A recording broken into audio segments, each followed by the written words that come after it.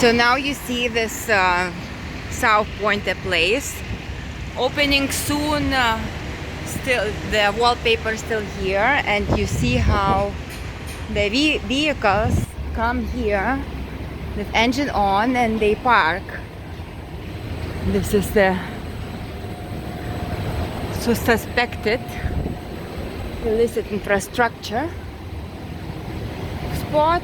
So it's always one of these: painting, interior design. See?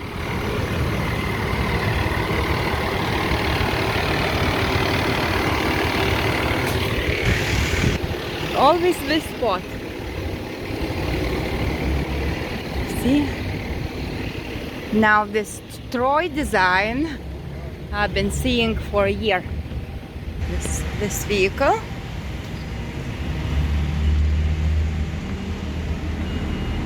And this forklift, it has been here for I think 2 months. This is the Troy Designs. 2 vehicles parked here, and then they always park behind that building built by Crescent Heights.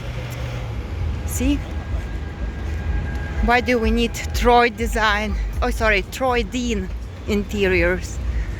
Why do we need these vehicles here for a year?